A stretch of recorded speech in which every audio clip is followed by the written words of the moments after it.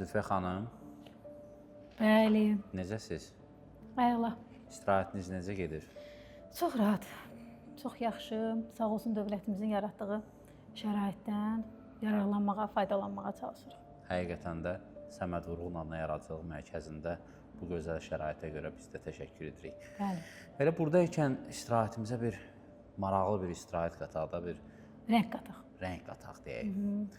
Son zamanlar psixoloqların dilindən travma sözü düşmür. Gəlin bu mövzu ətrafında bir danışaq. Hə, travma deyəndə, yəni psixoloji travmalardan. Çünki travma həm fiziksel ola bilər, həm psixoloji ola bilər. Və biz də psixoloq olduğumuz üçün təbii ki, psixoloji travmalardan danışa bilərik. Onun izahatını verə bilərəm. Bəli, çox gözəl bir mövzudur. Hətta deyərdim ki, əksər psixoloji problemlərin kökündə travmalarımız dayanır. Ona görə də biz psixoloqlar bu sözü tez-tez işlədirik, bəli. Bəs Zülfə xanım, onda necə olur ki, insanlarda travma yaranır? Bu uşaqlıqla bağlıdır, yoxsa necə? Yox, travmanın konkret yaşı yoxdur, belə deyək. İstənilən yaşda insan travma yaşaya bilər. Yəni, travma odur ki, belə deyək də izahına. İnsan ümumiyyətlə gün ərzində müəyyən hadisələr yaşayır. Bəzi hadisələr var ki, psixika tərəfindən həzm olunur. Beynimiz o hadisələri qəbul edə bilir, işləyə bilir. Bəzən də elə hadisələrlə rastlaşırıq ki, həqiqətən o qədər ağır, dəhşətli, psixoloji cəhətdən o qədər ağır olur ki, insan psixikası həmin o hadisəni işləyə bilmir. Və o psixikada ilişib qalanda və təkrarlananda, təkrar-təkrar insan flashbacklər yaşayır, təkrar-təkrar yadına düşür, tez-tez onu xatırlayırsa və xatırlayanda çox böyük sarsıntı keçirirsə, fizioloji olaraq ürək çırpıntısı olsun, tərləmə, titrəmə, qorxu, həyəcan bu şeylər olursa, bəli, biz buna artıq travma deyə bilərik. Yəni bir sözlə travmanın bəlli bir yaşı və müddəti olmur. Olmur. Adətən biz nəyə görə uşaqlıqla çox vaxt əlaqələndiririk? Bəzi hallar olur ki, məsələn, uşaq deyir ki, yəni mən bundan qorxuram. Hər hansı bir necə deyək, tutaq ki, nə bilim, bir liftə minməkdən qorxurdum misal üçün. Konkret olaraq o qeyd edilir ki, mən bu yaşlarımda liftlə bağlı hansı bir travma yaşamamışam. Bu onun uşaqlığıyla, hansısa uşaqlığında yaşadığı bir travma ilə əlaqəli ola bilər.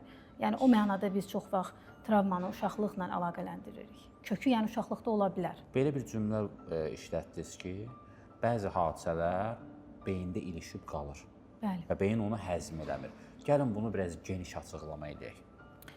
Bunun izahını mən belə verərdim ki, çox vaxt tələbələrimə də posttravmatik stres pozuntusunu izah eləyəndə mən beynin funksiyasını mədə ilə müqayisə eləyirəm. Daha doğrusu oxşarlıq var. Mədənin funksiyası nədir? Yeyilən qidaları həzm etmək. Beynin də işi yaşanan hadisələri həzm etməkdir. Bəzən biz çox ağır qidalananda, belə deyək də, çox ağır yeməklər yeyəndə hiss edirik ki, mədəmizdə bir narahatlıq olur. Və mədədə olan o narahatlıq bir sözlə elə ki, mədənin dili olsa deyir ki, həzm eləyə bilmirəm də, gücüm çatmır və ağrı ilə simptom olaraq üzə çıxır da bu. Mədəmizdə narahatlıq hiss edirik.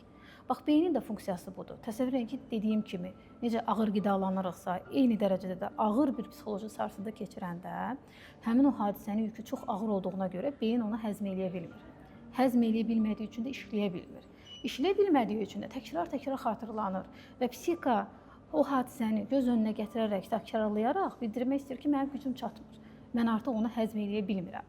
Yəni işləyə bilmirəm. Beynin yenə də qeyd elədiyim ki, funksiyası gün ərzində baş verən hadisələri işləməkdir, işləyib qaydasına salmaqdır ki, bu daha çox yuxu zamanı baş verir.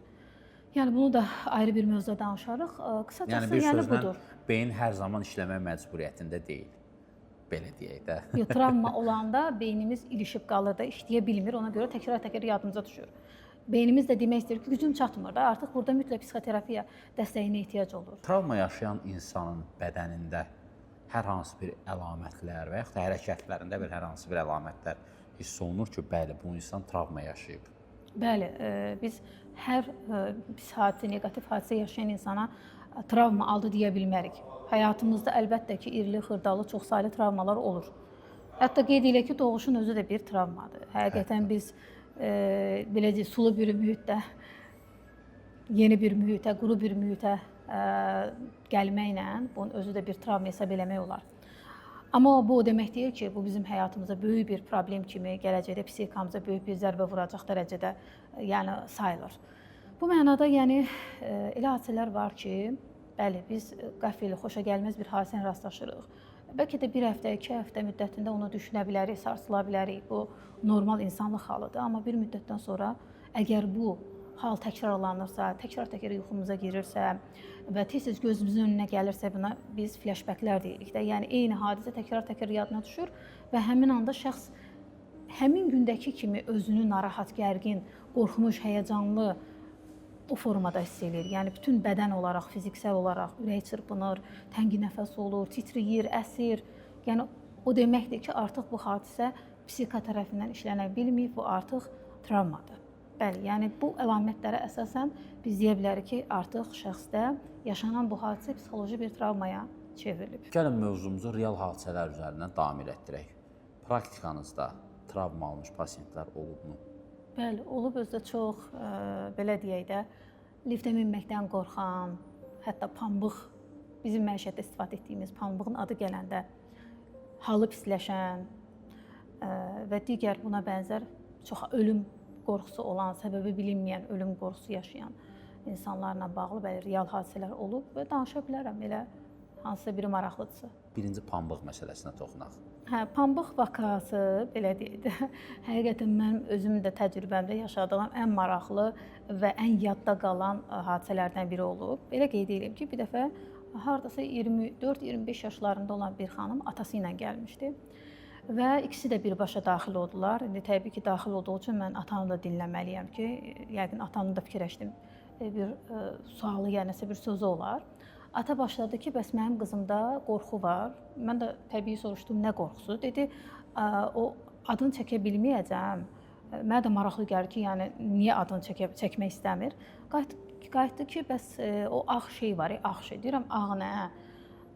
Deyir ki, həkimlərin istifadə elədi. Deyirəm, tənzif. Deyir, yox. Mən qayıtdım, deyim ki, bəlkə pambığı deyirsiniz. Bax, bu sözü deyən kimi avtomatik deməli qızın halı pisləşdi. Təsəvvür edin ki, qızın başladı çənəsi əsməyə, titrəməyə. Yəni o dərəcədə idi ki, halı hədsiz dərəcədə. Yəni pambıq sözündən, yəni pasient əks təsir çox pis hala düşdü və həqiqətən mən özüm də şoka düşdüm ki, sadəcə bir sözü işlətmək, bir sözü eşitmək belə insanda bu cür reaksiya yarada bilərmiş. Yəni valideynlər də həmin atası da bildirdi ki, biz ümumiyyətlə olur da bəzən elə bir hal olur ki, skor təcili yardım çağırmalı oluruq və öncədən deyir biz medsestralara, tibb bacılarına bildiririk ki, nə olur olsun onu göstərməyin, onun adını da çəkməyin. Yəni mənə də maraqlı gəldi ki, onun yerinə deyir biz tənzifdən istifadə edirik, yəni ümumiyyətlə göstərmirik. O pasiyenti necə müalicə elədiniz? Əlbəttə, psixoterapiyada çoxlu üsullar var, terapiya üsulları var ki, qeyd edə bilərəm, EMDR terapiyası, hipnoterapiya, koqnitiv davranış terapiyası və müxtəlif enerji terapiyaları misal çəkmək olar. Yəni bu terapiyalarla o pasiyent müalicə olundu. Bəli, baxır hansı şəxsdə hansı terapiyanı tətbiq etmək olar, artıq biz onu seçirik və bu formada da işləyirik. Yəni və mənim həyatımda çox müsbət nəticə aldıq və özü onu o dərəcəyə gəldi, çatdı ki, onu sərbəst şəkildə o sözü ağzına ala bilirdi, işlədə bilirdi. Rahat bir şəkildə, bəli. Mənim həyatımda olan ən fərqli bir təcrübli vakalardan biri olmuşdu ki, bizim normal istifadə etdiyimiz pambıq sözü başqası üçün fobiya, qorxu, dəhşət yarada bilərmiş onda. O zaman ölüm qorxusu? Ölüm qorxusu səbəbsiz ölüm qorxusu demək olar ki, bir çox təşviş həyəcan pozuntularında rast gəlinən haldır. Əlbəttə bu da səbəbsiz yerə olmur. Mən həmişə deyirəm ki, səbəbsiz heç nə yoxdur. Biz əgər bugünkü gündə onun hansısa bir yaşanan bir travma ilə əlaqəsini tapa bilmiriksə, onun kökü çox vaxt uşaqlığa gedir, çıxır. Necə ki, mən bir vakamda da xanım bildirirdi ki, bəs mən daim həyəcan keçirirəm də. Elə bilirəm, ya mənə nəsə olacaq, ya ailəmə nəsə olacaq, uşaqlarıma nəsə olacaq. Yəni, ölüm fikri mənim ağlımdan çıxmır. Hər an bir ölüm təhlükəsi, bax, bu cür düşüncələr beynimdə gəzir. Və təbii ki, soruşanda ki, son zamanlar yaşadığın bir ölümlə bağlı bir hadisə olubmu, sənin başına gəlibmi, yaxınlarının başına gəlibmi, bir xəstəlik olsun, yəni qohumların, yaxınların, anan, valideynlərin bildirir ki, heç bir şey olmayıb. Və əlbəttə, heç bir şey olmayıbsa, bəs nədən bu ölüm qorxusu insandan əl çəkmir? Niyə bu qorxu yaranıb artıq bu yaşda insanda? Və təbii ki, biz EMDR terapiyası ki var, bu daha çox uşaqlıqla bağlı yaşanan o hadisələrə enərək, həmin o uşaqlıqda yaşanan o qorxulu anları, ölüm qorxusu anlarını taparaq, onların üzərində başlayır işləməyə və bu problemi həll etməyə. Və biz həmin xanımla, halbuki xanım o travmasını xatırlamırdı. Xanım vurğulayırdı ki, biz həyət evində yaşayırdıq. Bizim həyətimizin, deməli, mətbəximizin pəncərəsi qonşunun həyətinə açılır. Yəni bizim mətbəxdən qonşunun həyəti aydın şəkildə görünürdü. Deyir və bir gün yadıma düşdü ki, xatırladı dediyim kimi seans sırasında ki, mən 7-8 yaşlarında yadıma gəlir ki, qonşunun uşağı dünyasını dəyişmişdi, suda boğulmuşdu. Onun deyir gözümün önünə o görüntü gəldi ki, şişmiş bədəni, cəsədi, yəni həyətin ortasına qoymuşdular və onun şişmiş bədəni və mən deyir ona baxanda çox qorxu hissi keçirtmişdim. Hətta deyir yadımdadır ki, anam sonradan məni qorxulu götürmək üçün bu il arasında olur da çıldaq belə bir yerə də aparmışdılar. Yəni kökü ora getdi, çıxdı. Həqiqətən o xatırlamırdı. Yəni ola bilər həqiqətən insan beyni belədir ki, müəyyən hadisələri unuda bilirik də biz zamanla, amma unutmaq o demək deyil ki, bu hadisə yaşanılmayıb. Yəni səbəbsiz olan ölüm qorxusunun da əslində səbəbi var. Necə ki bu xanımda vurğuladığım kimi ki, onun uşaqlığına dayanırdı və o dəhşətli dərəcədə qorxmuşdu. Hətta özü də deyir ki, qonşular da dedilər ki, mütləq anama da məsləhət gördülər ki, onu çıldığa aparaq. Bəs Zülfiyyə xanım, o ölümlə bağlı o səhnələr ki var ki, bu qaçılmazdır. Bu valideyn hansısa bir xəstəlik ücbatından ölə bilər və o səhnə sənin gözünün qabağında ola bilər. Və yaxud da hansısa bir yol qəzasında baş vermiş hadisə nəticəsində həyatını itirən bir insanın o ölüm anını görürsən. Bu zaman qismən də olsa travma alırsan. İnsan özünü o anda müalicə edə bilir, yoxsa mütləq psixoloqa müraciət etməlidir? Bəli, qeyd elədiyim kimi insanın valideyni olsun, əziz olsun və yaxud da qeyri bir şəxs olsun, yolda gedərkən də birinin qəfil ölümünə şahid ola bilərik. Yəni demək istəyirsən ki, gördüklərimiz mütləq ki bizdə bir travma yaradır. Bu insandan insana, insanın sinir sistemindən asılı olaraq dəyişə bilir. Yəni sinir sistemi həssas olan insanlar var, sinir sistemi daha möhkəm olan insanlar var. Yəni o demək deyil ki, hər baş verən neqativ hadisə mütləq insanda travma yaradacaq. Ola bilər ki, sinir sistemi həssasdırsa, əvvəldən də psixoloji cəhətdən narahatlığı olan insandırsa, bəli, bu onda travma yarada bilər. Həqiqətən o görüntülər dediyim kimi müəyyən müddətdən sonra da beyin onu işləyə bilmirsə, təkrar-təkrar gözünün önünə gəlirsə, yuxularına girirsə, hər an qorxu, narahatlıq yaşayırsa, bəli, bu artıq o deməkdir ki, mütləq onun dəstəyə ehtiyacı var. Psixoterapiya ilə o beyin tərəfindən işlənməlidir. Yəni özünün gücü çatmır insanın o hadisəni işlənməyə. Buna da travma deyirik. Yəni artıq onda travma yaradır. Çox vaxt sosial platformalarda qarşımıza neqativ yönlü videolar da daha çox çıxır da. Bəs bu videoların insan psixologiyasına travması varmı? Yəni təsiri varmı? Travma təsiri varmı? Yenə də deyirəm, yəni baxır həmin o videonun yükünə, psixoloji yükünə. Dediyim kimi elə insan var ki, hadisədir, baxır, yəni psixoloji cəhətdən o qədər güclüdür ki, buna təsir eləmir. Elə insanda var ki, bəli, onun üçün travma təsiri göstərə bilər. Necə ki, vaxtı ikən olmuşdu Azərbaycanda belə bir hadisə ki, yəni adını çəkməyəcəm, ailə üzvlərinin hamısını qətlə yetirmişdi və onunla bağlı görüntülər yayılmışdı. Cəmiyyətdə böyük rezonans doğurmuşdu. Bəli, həmçinin mən onda da çıxış etmişdim ki, yəni məsləhət deyil o videolara baxmaq. Və çox adam da mənim o videomun altından şərhlər yazmışlar ki, mən onu da bilmirəm, o görüntülər ağlımdan çıxmır. Evimin içində çox narahatam. Yəni bu o deməkdir ki, həmin şəxslər artıq o görüntülərdən psixoloji olaraq təsirləniblər. Və bu da ikinci il travma sayıla bilər. Biri var ki, birinci il travma, biri var ikinci il travma. Birinci il travma odur ki, sən hadisə yerində birbaşa varsan, yəni o gözünün qarşısında olur bu hadisələr. Biri də var ikinci il travma, hadisə yerində deyilsən, amma hadisə yerində olan o görüntülərə baxırsan, sonradan təsirlənirsən. Yeri gəlmişkən bir etiraf da eləyib ki, mən özüm bir psixoloq olsam da öz sinir sisteminə bələdəm.